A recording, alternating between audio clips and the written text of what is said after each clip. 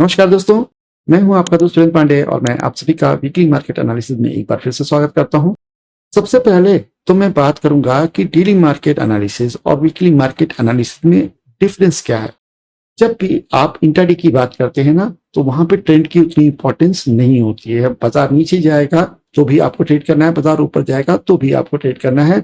Discipline follow करके आप वहां पर पैसा बना सकते हैं, लेकिन ट्रेंड भी तो इम्पॉर्टेंट है।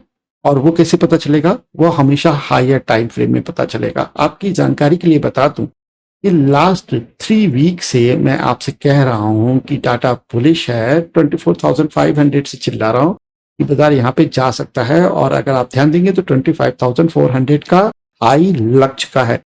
क्या मेरा व्यू एज इट इज है? क्या यहाँ पर नेक्स्ट वीक भी हमें बुलिश मोमेंटम दिखेगा?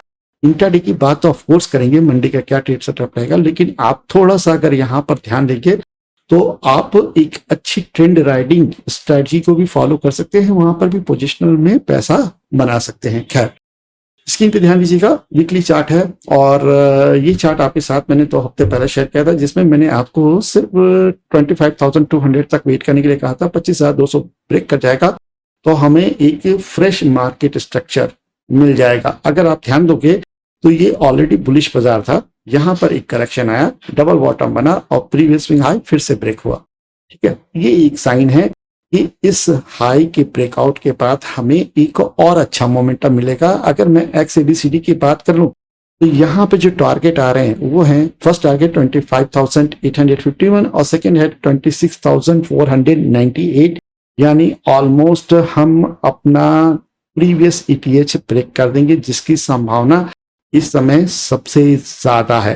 ठीक है, लेकिन ये कब आएगा? 1 महीने में आएगा, 2 महीने में आएगा, इसकी बात अलग है। हम यहाँ पर तो बात कर रहे हैं नेक्स्ट वीक की, और नेक्स्ट वीक की बात अगर हमें समझनी है तो हमें थोड़ा सा टाइम फ्रेम चेंज करना पड़ेगा। अब जरा आप यहाँ पे ध्यान दो, 25,150 राइट ना। यहाँ पर मैंने आपको पहले भी बताया था कि this is the reversal candle. ठीक है, तो बहुत ज्यादा संभावना है कि जो थर्सडे की एक्सपायरी का हाई है वो ब्रेक ना हो, इससे ज्यादा कुछ नहीं है। देखिए, आप कंफ्यूज मत होइएगा कि और रिवर्सल आएगा और रिवर्सल आएगा। यहाँ पे इस तरीके से ट्रेड नहीं प्लान की जाती है।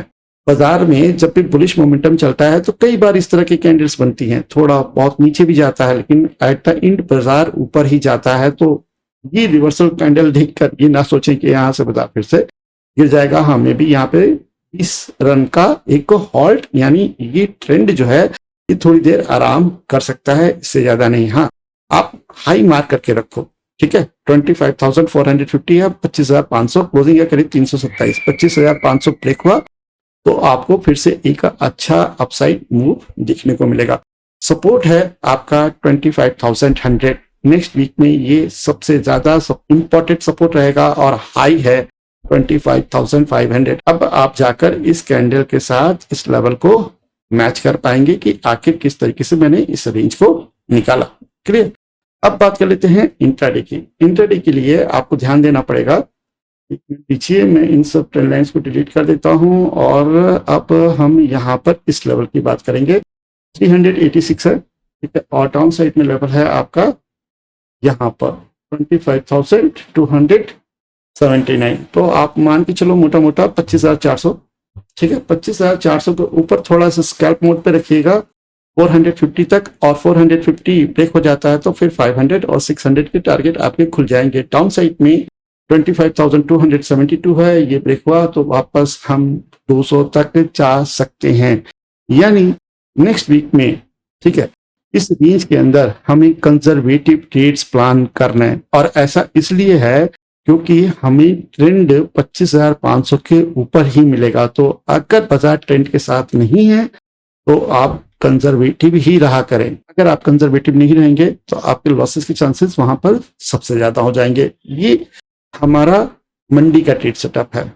लेवल ध्यान रखें, 25,500 ब्रेक हुआ, फिर से हमें डेली ट्रेंड देखने को मिलेगा, वीकली ट्रेंड देखने को मिलेगा, और फिर वहां पर हम एक नया हाई लगा सकते हैं। जब तक ये ब्रेक नहीं होगा हमें कंजर्वेटिव ट्रेड प्लान करने हैं बिटवीन 25,100 टू 25,500। इसी वजह से मैंने आपको 25,400 के ऊपर 25,450 का टारगेट और 500 का टारगेट दिया है।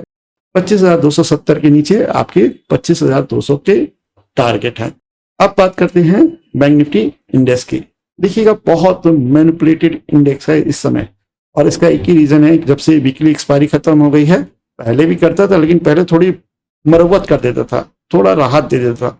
अब तो क्या है कि निफ्टी को मैनेज करने के लिए इस इंडेक्स को चलाया जाता है। अगर आप ध्यान दोगे तो निफ्टी ने बहुत ही स्लो मूव किया है फ्राइडे के दिन, है ना, बार बार कोशिश की ऊपर जाने की, लेकिन ये साहब इतनी ज्यादा निगेटिविटी में थे कि उसको ऊपर ही नहीं जाने दे रहे थे। तो इसी वजह से मैंने टेलीग्राम पे कहा भी था कि निफ्टी मैनेज किया जा रहा है।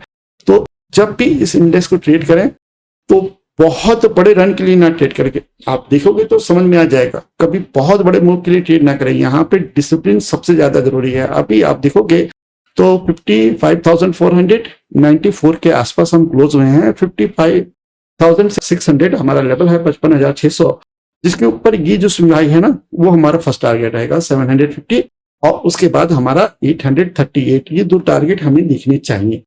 अगर उसके बाद भी ब्रेकआउट होता है तो हम नई एंट्री बना सकते हैं, लेकिन मोस्टली प्रॉफिट आप इस रेंज में बुक कर लीजिए, वेट करिए ब्रेकआउट का। 840 के ऊपर ब्रेक करने लगे तो फिर आप 56,000 के लिए भी इंट्राडे प्लान कर सकते हैं। उसी तरीके से इंट्राडे यहाँ पर 55,300 के नीचे बनेगा, 300 के नीचे फिर से हमें एक अच्छा डाउनसाइड मूव देखने को मिलेगा। यहाँ पर स्ट्रक्चर थोड़ा सा चेंज है निफ्टी की बनस्पत। निफ्टी जहां पर बहुत ज्यादा स्ट्रांग है, मैं निफ्टी इंडेक्स में हम उतनी तेजी नहीं देख रहे हैं, तो इस चीज का आप ध्यान रखें। तो इतना ही है ट्रेड सेटअप। अगर कुछ अपडेट्स होते हैं तो मैं टेलीग्राम पे आपको अपडेट करता ही हूँ। इस समय बाजार में थोड़ा सा खींचतान जाता है यार, आप देख ही रहे हो ना। कल हमने कुछ ट्रेड सेट की थी जिसमें बाइंग में हमें 5 पॉइंट का स्टॉप लॉस हिट हुआ था, लेकिन सेलिंग का जो ट्रेड था वो बहुत स्मूथ गया था।